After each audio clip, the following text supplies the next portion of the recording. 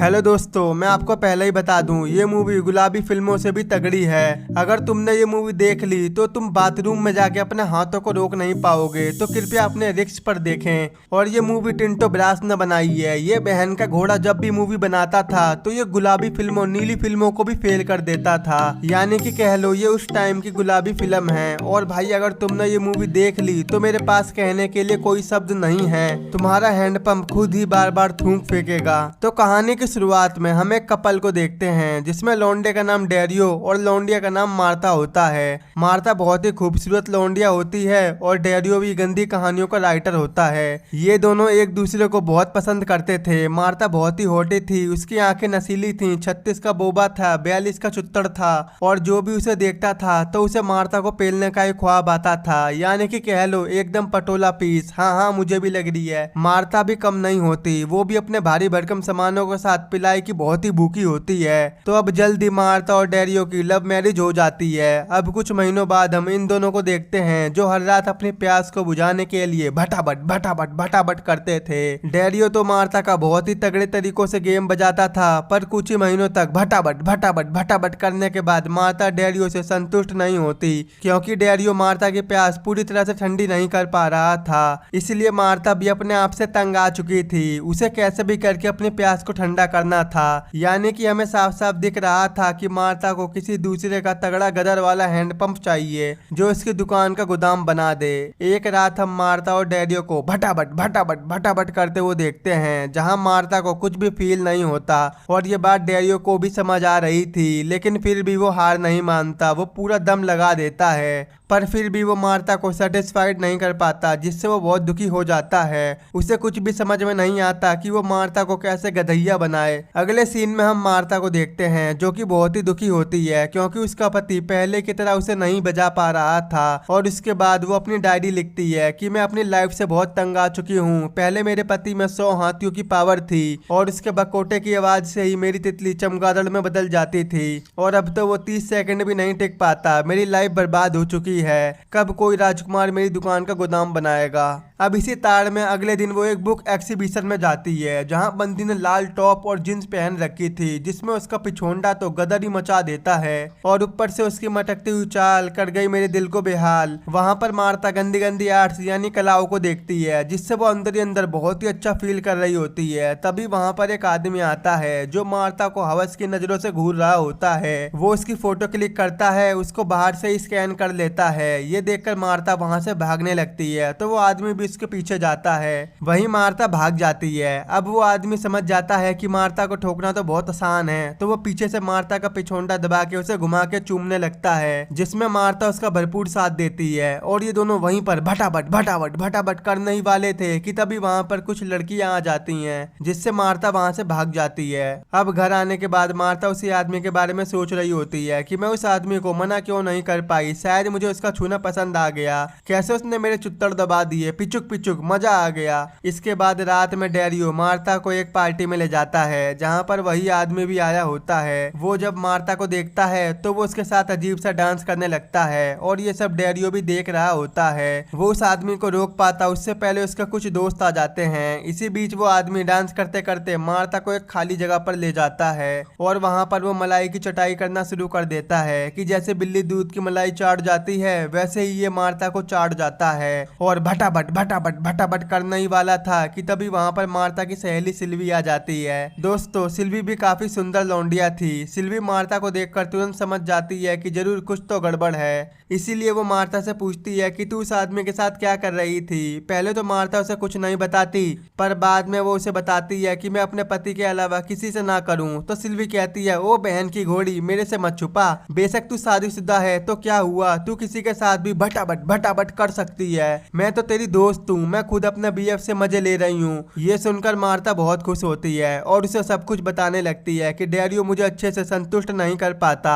वो बस भटाभट भटाभट की कहानियां लिख पाता है, पर मेरे साथ कुछ नहीं कर पाता। पहले तो वो मुझे ऐसे सेटिस्फाइड करता था कि जैसे मैं हाथियों से कर रही हूँ, और ये सब बताकर वो वहां से चली जाती है। अब जब मार्था घर पर आता है तो डेरियो उससे पूछता है कि साड़ी तू पार्टी में कहाँ खो गई थी, मैंने तुझे बहुत बहुत ढूंढा। तो मार्था कहती है मैं तो वहीं थी, तुम ही गायब हो गए थे। तो फिर डैरियो गुस्से में मार्था को बेड पर फेंकता है और चढ़ाई करना शुरू कर देता है, लेकिन इस बार भी वो मार्था को सेटिस्फाइड नहीं कर पाता, जिससे मार्था फिर से बहुत दुखी होती है। उसे कुछ भी समझ में नहीं आता कि वो क्या करे। यहाँ मार्था अपनी प्यास बुझाने के लिए कुछ भी करने को तैयार होती है। अगली सुबह हम देखते हैं कि मार्था को किसी ने एक लेटर भेजा था। दरअसल दोस्तों ये लेटर उसी आदमी लियो ने भेजा था जो मार्था को एक होटल में आने को कहता है। ये पढ़कर मार्था बहुत खुश होती है, लेकिन वो वहाँ पर नहीं जाती।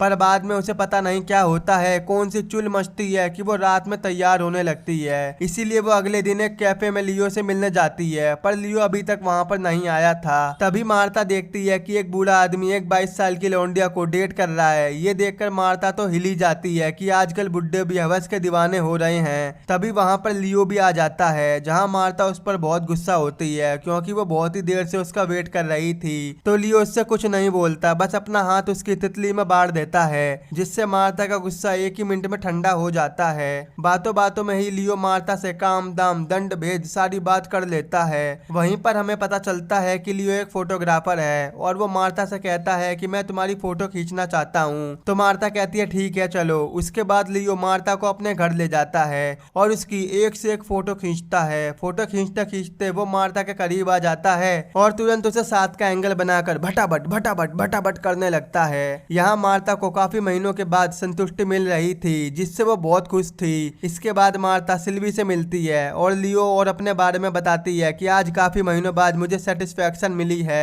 तो सिल्वी कहती है मेरी जान तू अभी जवान है, तू किसी से भी ढपली बजवा सकती है और तुझे कोई भी नहीं रोक सकता। अब ये सब सुनकर मार्था और भी ज्यादा हैप्पी हो जाती है। तो वो उसी दिन से लियो के साथ रोज रोज भटाभट भटाभट भटाभट करती रहती थी और अपनी प्यास को पूरी तरह से बुझाती थी। और मार्था जो कुछ भी लियो से करती थी वो सब अपनी डेली डायरी में लिखती थी और डेली डेली लियो से भटाभट भटाभट भटाभट भटाभट करती रहती थी, जिस वजह से मार्था घर में बहुत कम रहती थी। इसलिए डैरियो को उस पर शक हो जाता है। तभी उसे याद आता है कि मार्था अपनी डायरी में डेली कुछ लिखती है।